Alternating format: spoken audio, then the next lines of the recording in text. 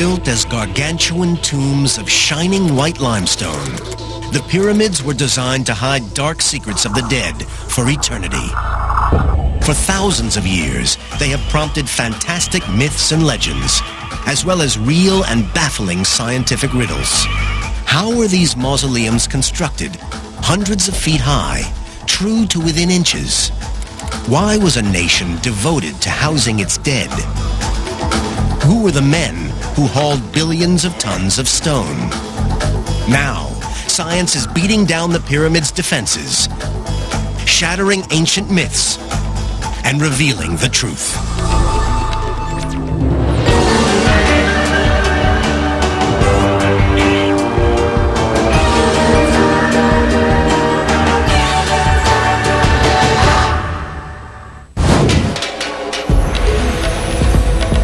The pyramids of ancient Egypt stand like giant sentinels watching over the city of Cairo. Built more than 2,000 years before the birth of Christ, these stone giants continue to mystify and captivate archaeologists seeking to understand their origins and purpose. I think Egypt has such a grip on us because they had access to stone, and with that stone, they built the world's first skyscrapers. There's something about us that we see in that. The pyramid builders left no record of how they erected these massive superstructures, and thousands of years of myth and legend have hidden their real purpose. The only clues are the pyramids themselves. Scientists must study the stones to discover how these extraordinary buildings were constructed, and to learn who built them using simple, primitive technologies. These are very sophisticated monuments. The Great Pyramid is the high-tech of antiquity. The scale of the achievement is astonishing. The Great Pyramid is 481 feet tall and is made up of 2.3 million blocks, some weighing as much as 50 tons. The whole structure weighs almost 6 million tons. That's the equivalent of 16 Empire State Buildings. For 38 centuries, it was the tallest building on Earth. What's more, it's an incredibly precise piece of engineering. The 755-foot sides vary in length by less than 2 inches. It's not just the exterior building that's extraordinary. Inside is a complex of passageways and chambers built from one of nature's hardest rocks. The stonework is so precise that even a credit card cannot slip between the blocks, all constructed by a people who hadn't discovered the wheel. The accuracy of the Great Pyramid is something that makes me stand in awe. The first Egyptologists tried to blast their way to the truth with dynamite. They forced their way into the pyramid's secret chambers. But they may have destroyed more than they uncovered. Dynamite especially might have obliterated clues left behind by the ancient Egyptians, telling us more about the pyramids or how they were built. Now archaeologists are using the latest technology to search for wonders hidden deep within the stones. I really actually believe that the burial chamber of that king is still hidden inside the pyramid. But for other archaeologists, it's the buildings themselves that are the true wonder. The greatest mystery about the pyramids is not secret chambers, it's how the Egyptians managed to build them with the technology they had.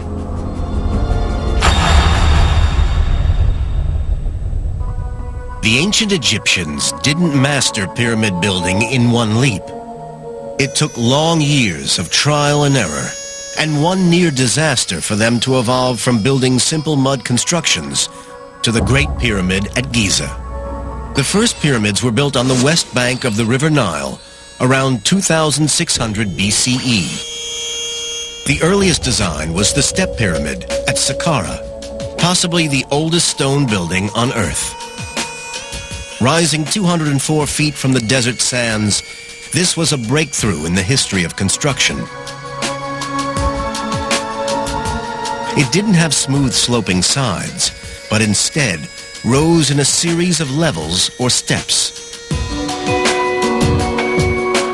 The first flat-sided true pyramids were built 60 years later by the pharaoh Snefru. His son Khufu built the Great Pyramid, the first and largest of the 3 pyramids at Giza. And then, a series of smaller, highly decorated pyramids were built at Saqqara. How the Egyptians built these giant superstructures using the simple technology of the time is an ancient mystery. The first challenge was to survey the site and mark out the pyramid in the correct alignment. They chose the site with care to ensure that the bedrock was capable of supporting many millions of tons of limestone. The ancient architects then marked out the building so that each side was aligned to the points of the compass: north, south, east, and west. Today, we would use digital compasses and laser sighting equipment, but the ancient Egyptians had none of this technology. Instead, some experts think they looked to the skies. By observing where the polar stars rise and set, it's possible to calculate true north. First, the architects built a semicircular wall to act as a flat horizon. On this wall, they could mark the rising and setting points of a particular star as it rotated around north in the night sky. A line drawn exactly midway between these marks would point due north.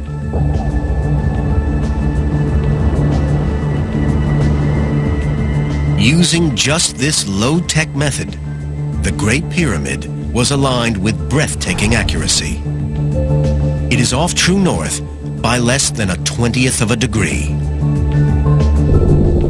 Engineer and pyramid rider Robert Bauval has aligned modern buildings himself. He is astounded by the accuracy achieved by the ancient Egyptians. It beats me how they did it. I've set out buildings with optical instruments, with the aid of cranes to place the stones, and sometimes I don't get them that accurate. Having calculated due north, the architects plotted out an alignment line that forms one side of the pyramid's footprint.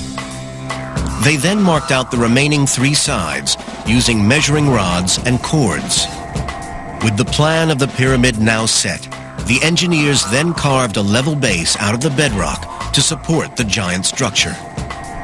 A perfectly horizontal foundation was needed for a precise and stable pyramid. British engineer Dennis Stocks is an expert in ancient Egyptian construction techniques. His work has unraveled many of the mysteries of pyramid building. Modern foundations are leveled with lasers and spirit levels. Stocks believes that the Egyptians used water. In order to get the pyramid base nice and flat and level, the ancient Egyptians used a channel. It's like this one here, only it would stretch all the way along 755 feet, the whole side of the pyramid. And then they would put some water in, and it would act as a kind of spirit level. All he has to do is follow the line of the water along it, and then he can be sure that the pyramid base will be truly level and truly horizontal. Stocks believes that such a water trench could have been built on a massive scale along the whole edge of the pyramid. In this way, the engineers could ensure the whole base was level. With the design laid out and the site level, construction could now begin. For this, the Egyptians needed stone, millions of tons of stone.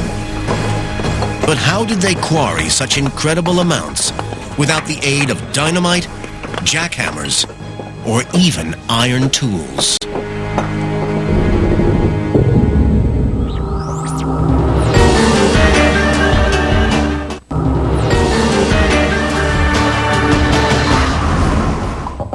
During the ancient Egyptian Old Kingdom, 18 major pyramids were completed in a 500-year period. They contain 1/3 billion cubic feet of stone. Stone that had to be quarried, cut, and transported to the sites. Even for modern engineering companies with modern technology, this would be a daunting task. Yet the ancient Egyptians managed it with the most rudimentary tools.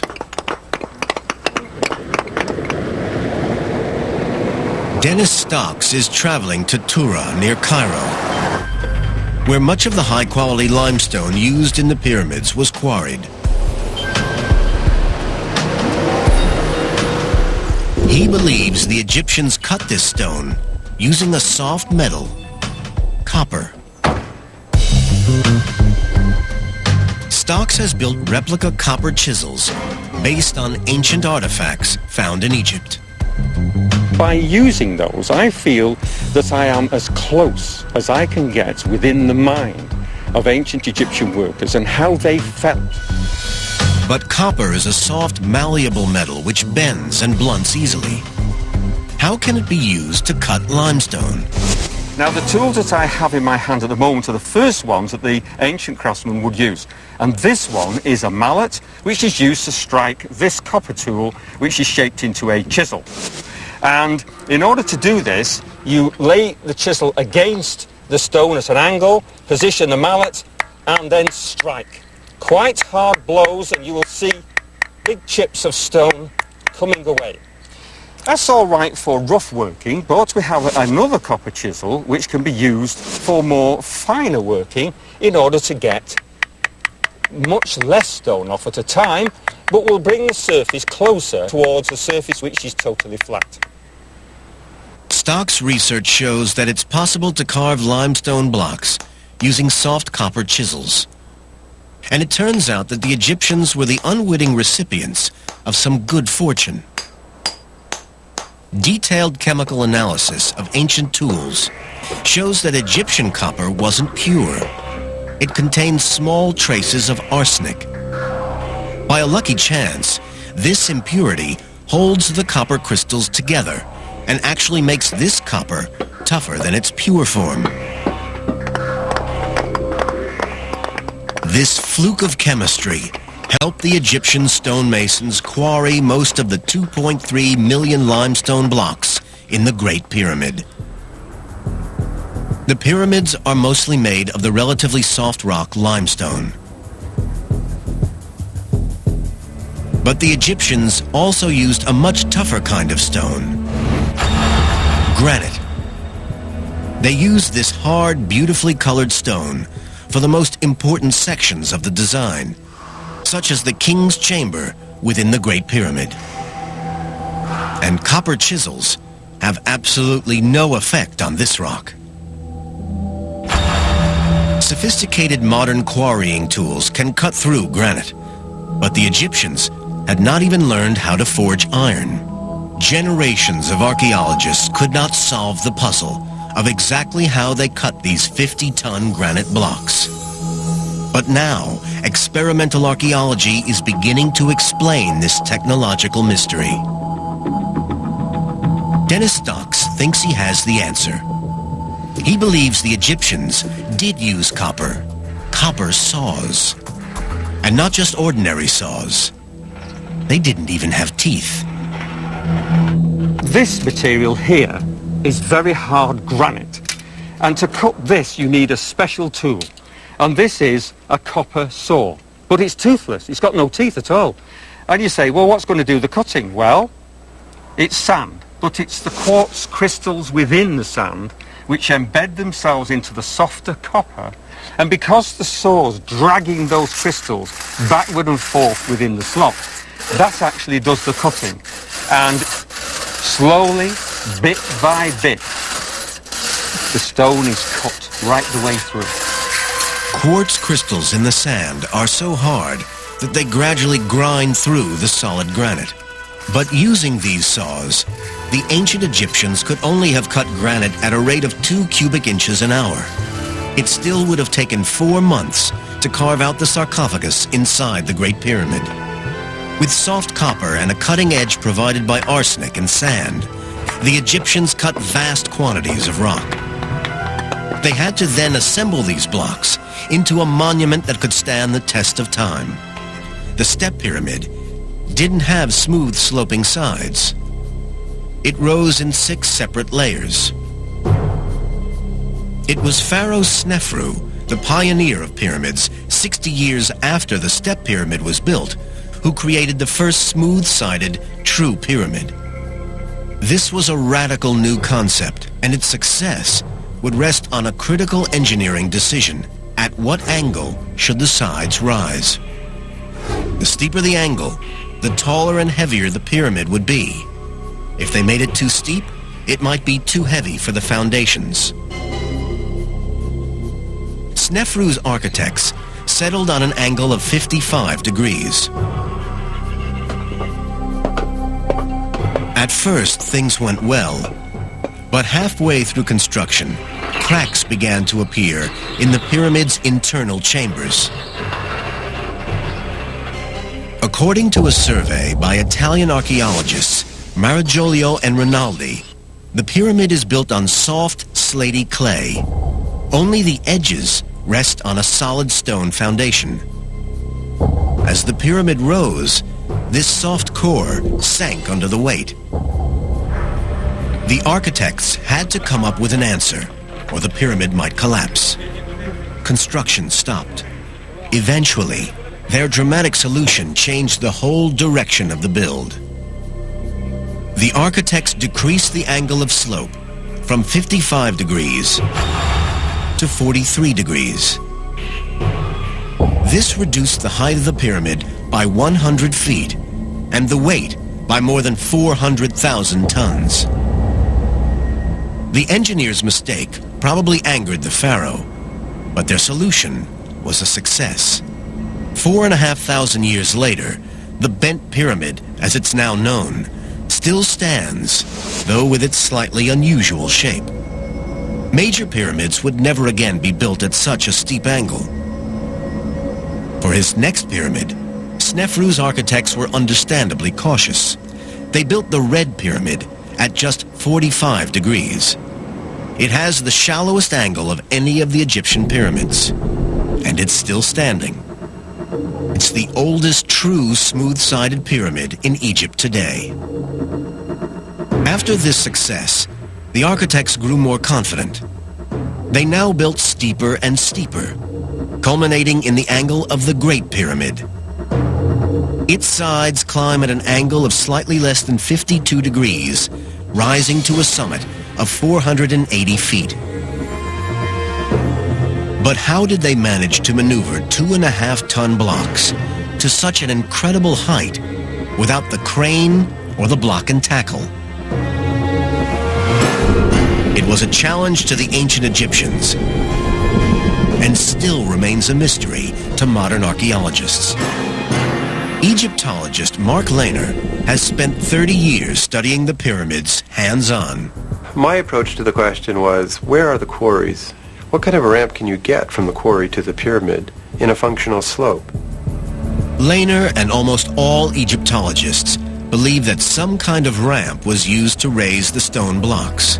The type of ramp remains a mystery. Did they approach the pyramid straight on?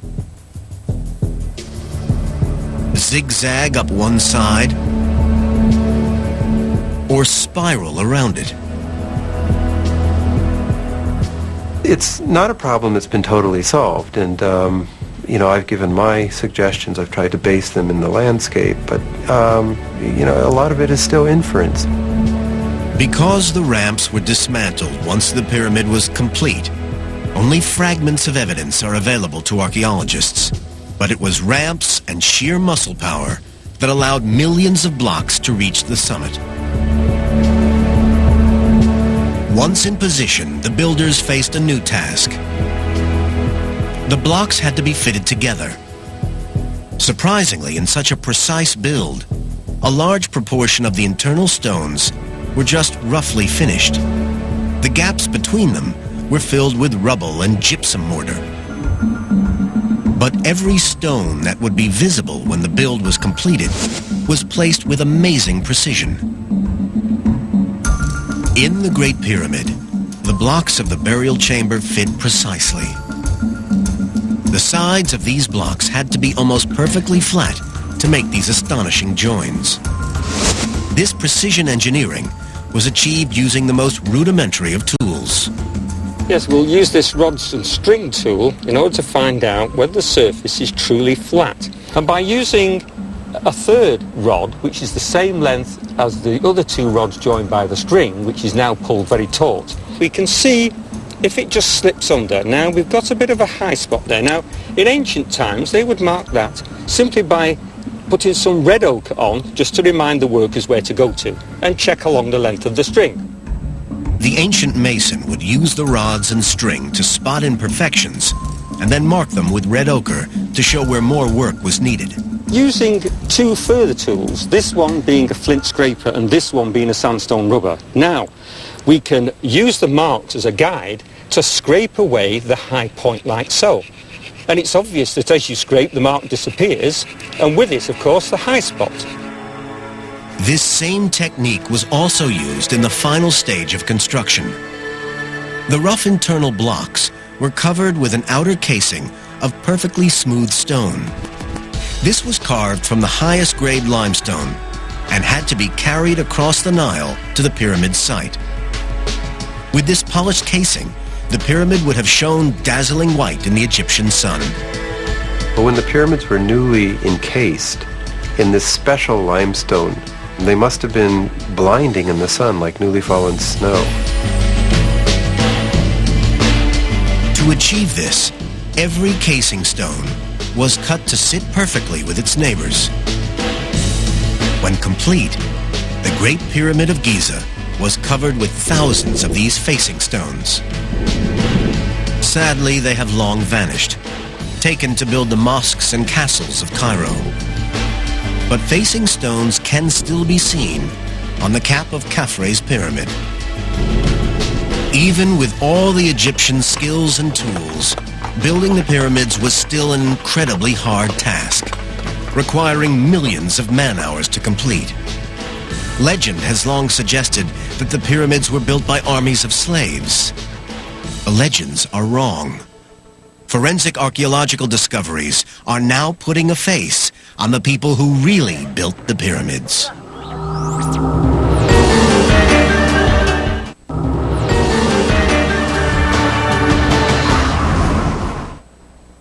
The building of the pyramids was an enormous construction project requiring incredible manpower resources. Ancient histories tell of 100,000 men laboring on the Great Pyramid for 20 years. Modern experts believe 25,000 workers is a more realistic estimate. The job was completed during Pharaoh Khufu's 23-year reign. The workers would have put in over 250 million man-hours. Ancient Egypt was a rich land, but for such a mammoth undertaking, the builders would have had to source materials from across the whole country. The vast granite blocks had to be floated 600 miles down the Nile from the quarries at Aswan. Keeping a pyramid build on track was a logistical nightmare that would test even a modern engineering firm. Engineer Craig Smith has overseen vast construction sites and has analyzed how a pyramid build might operate. You don't have cell phones, you don't have pagers, you don't have laptop computers, you have millions of pieces of material that have to arrive at the right point in time. Egyptian communications depended upon papyrus and foot messengers. Yet they kept track of thousands of workers and countless millions of pieces of raw material. A present-day pyramid builder would have all the benefits of modern technology available to them. Craig Smith has calculated the cost of building a Great Pyramid in today's money. If you did it with limestone, it'd be about $4 billion and would take about 4 years. That's considerably less than the 23 years it's estimated it took to build the Great Pyramid. But we should not underestimate the scale of their achievement. The ancient Egyptian craftsmen would have had to place a block every 2 minutes, 270 blocks every single day for 23 years. And on top of its sheer scale, the pyramid was built to last for all eternity. We haven't built anything of that scale in recent times that probably has any likelihood of lasting 4,500 years. The Great Pyramid alone was a triumph of human ingenuity. But amazingly, the Egyptians built another 17 major pyramids. This pyramid building epic spanned 5 centuries and was perhaps the greatest construction project of all time. These pyramids are known by the names of the pharaohs who commissioned them, but the identity of the actual people who built them has long remained a mystery until now.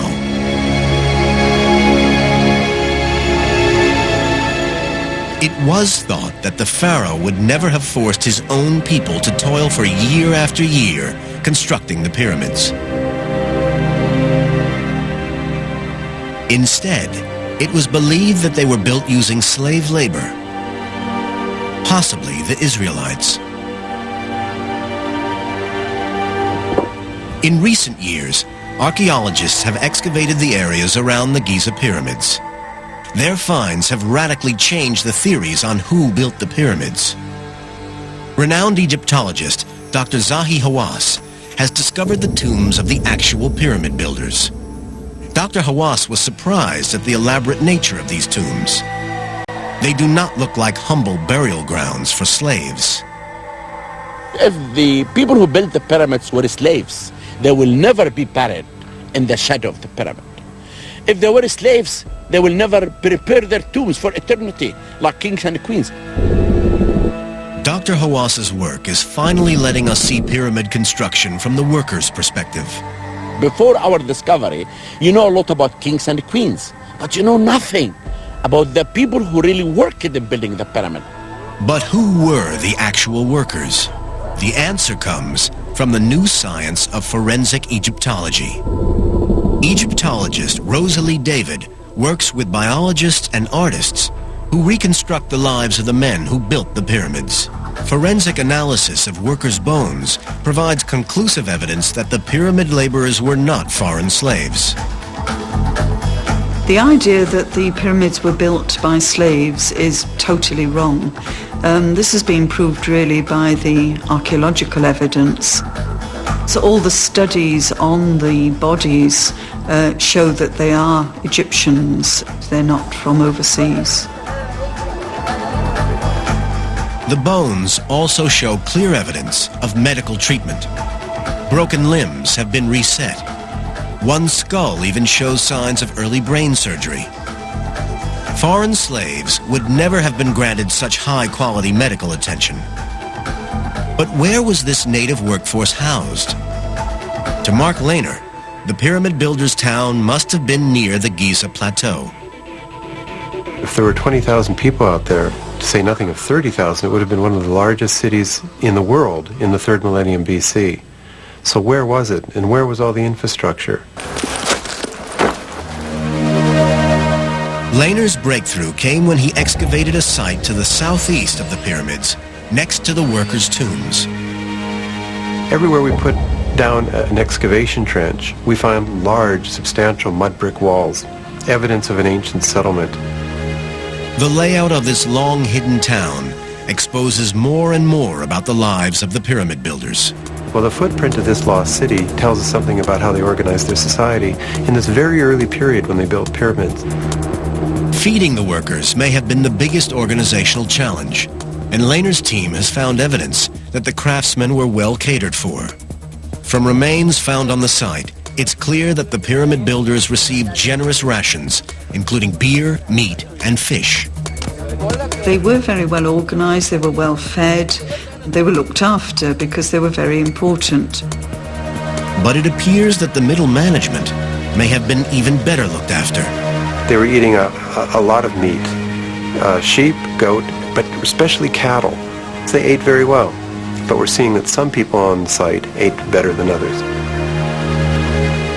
Mark Lehner believes that this core of professional craftsmen and officials were kept on site.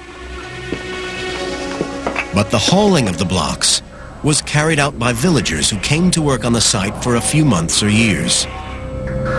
For these unskilled workers, pyramid building was a bit like military service.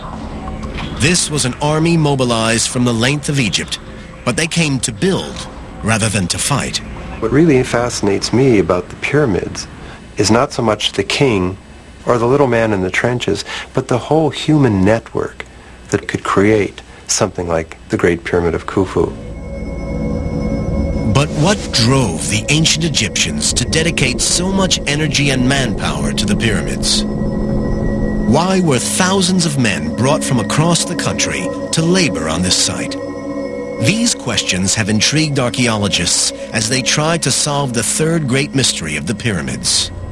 What were they for? Back in medieval times, it was thought that the pyramids were the giant granaries of the biblical character Joseph.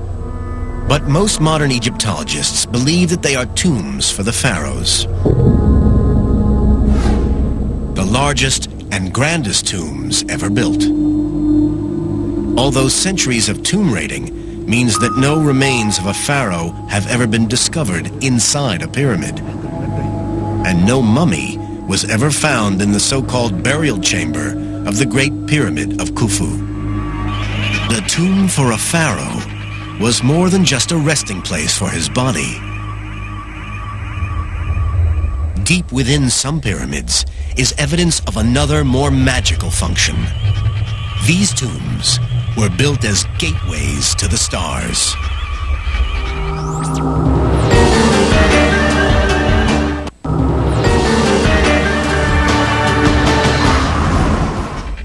The ancient Egyptians poured resources and manpower into building the pyramids, the greatest stone monuments on the planet. It's believed that they were built as tombs, but their true importance to both the pharaoh and Egypt itself remained hidden. For centuries, these silent giants kept their secrets until a discovery made by pure chance. In 1879, a workman was passing one of the later Saqqara pyramids at dawn when he saw a jackal. The beast seemed to be taunting the workman, almost asking to be chased.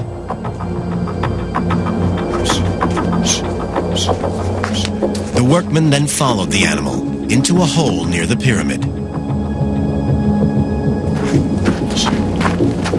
To his surprise, he found himself in a chamber. Lifting his lantern, he saw that the walls were covered with hieroglyphs. These ancient sacred writings had been hidden for thousands of years.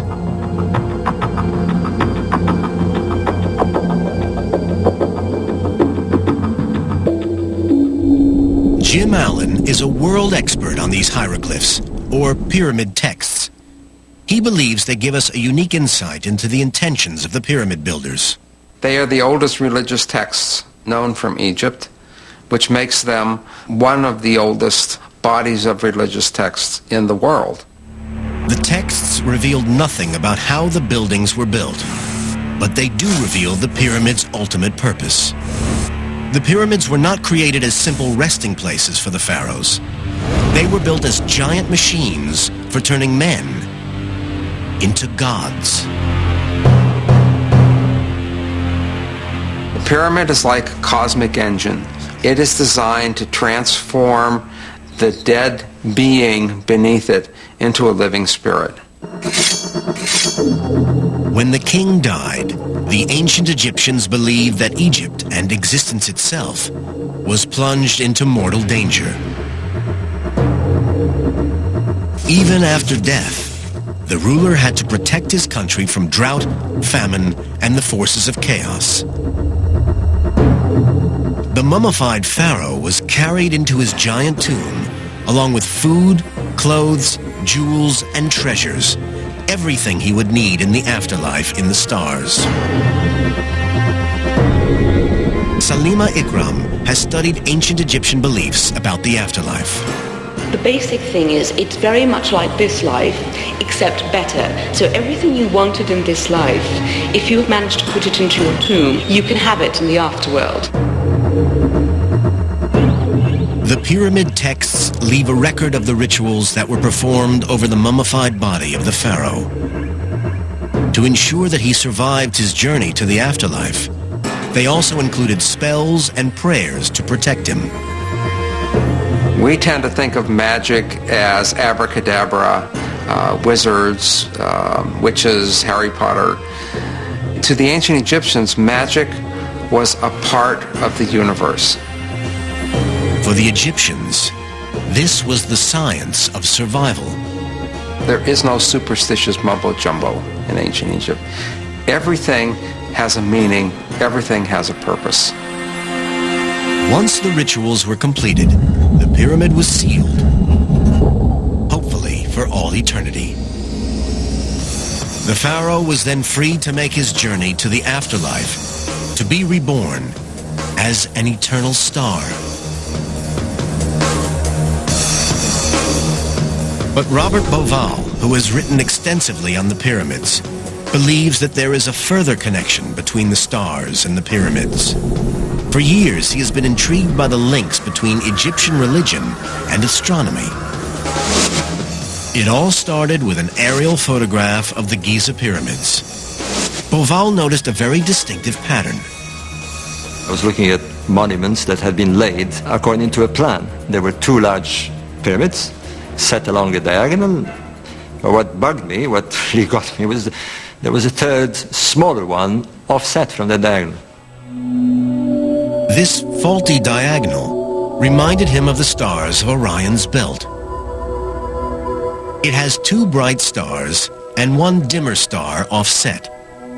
The relative sizes and positions of the three Giza pyramids seem to match those of the three stars. For some Egyptologists, Bauval's theory is just a coincidence. If you look at the stars in the Orion constellations, you'll find that they do not fit with all the Old Kingdom pyramids at all. You'll find maybe very few with computer you can really match this. Dr. Hawass argues that many other stars in the Orion constellation do not match the layout of any pyramids on the ground. But to Robert Bauval, the correspondence was clear evidence of an astronomical master plan, explaining the layout and design of the major pyramids. You cannot deny the fact that there are three stars that look like the plan of the pyramids. Two large ones, small one, offset. Two large pyramids, small one, offset. That is a fact. It's a fact. What isn't a fact is whether it is a coincidence or not.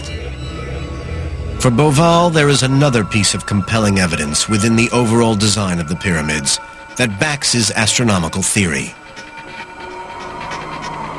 There are four narrow shafts built into the structure of the Great Pyramid. Just 8 inches wide, they climb upwards through the solid stone interior from the king's and queen's chambers toward the surface for over 200 feet. They were carefully built into each layer of stones as the pyramid rose. These stone shafts may hold clues to some of the last remaining mysteries of the pyramids. Originally, it was thought that the shafts were designed as air vents to bring fresh air into the pyramid for the workers toiling inside. However, for Bauval, these shafts are far more significant. As he examined their orientation, he felt he was cracking a secret code, a code built into the very structure of the pyramid. But it was exciting to realize that I was beginning to listen to the silent language of the pyramid. Bauval believes each of the 4 shafts running through the Great Pyramid is built to point directly toward a major star. What's more, each of these stars is critically important in the ancient Egyptian religion. One of the southern shafts points towards Sirius, the counterpart of the goddess Isis, while the other points to Al-Nitak, one of the stars in Orion's belt. This constellation was the heavenly equivalent of Osiris, the Egyptian god of death and resurrection. The star shafts may be aligned this way to help the spirit of the pharaoh ascend to heaven, to join the god Osiris and become a star alongside him. For Boval, this realization was like solving an ancient riddle. So we have a kind of language, if you like. I call it astroglyphics. The pyramid speaks through its architecture and through its symbolic astronomy. Although Boval's theory is totally rejected by some Egyptologists, other mysteries and rumors still surround the shafts.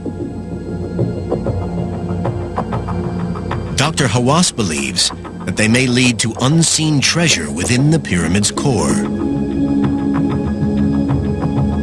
If I'm right, this will be the most important discovery in Egypt and in the world.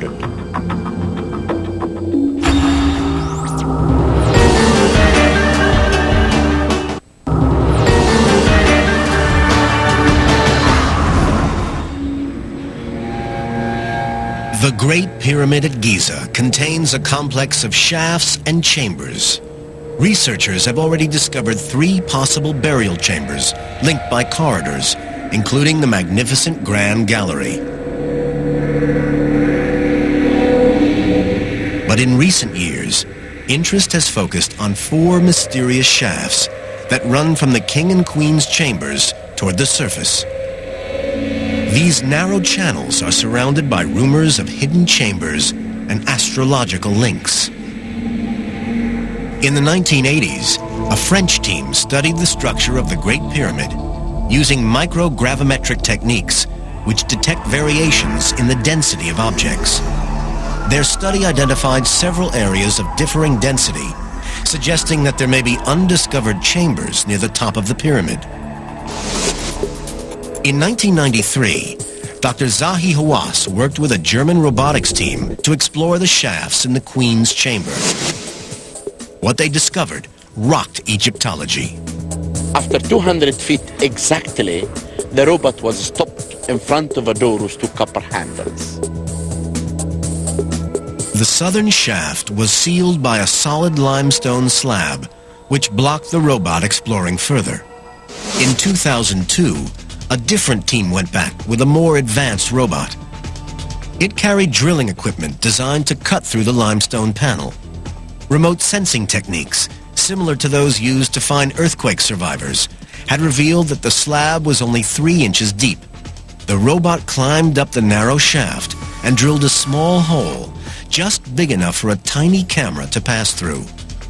What the camera revealed was totally unexpected. Another limestone door across the shaft. For some observers, it was a bitter disappointment. But for Dr. Hawass, this was still an important find. We are not looking for the doors of Alibaba and the 40 thieves. We are looking for archaeology. Then anything that you discover inside the pyramid, it's a major discovery. Behind this second door is a region of the pyramid unseen for over 4,500 years. Dr. Hawass believes that a hidden chamber may lie behind the limestone slab.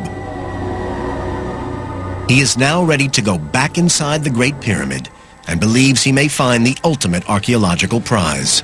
I still believe that the burial chamber of Khufu is still hidden inside the pyramid, that we're going to go through the first door and the second door to find out what is the mystery behind them.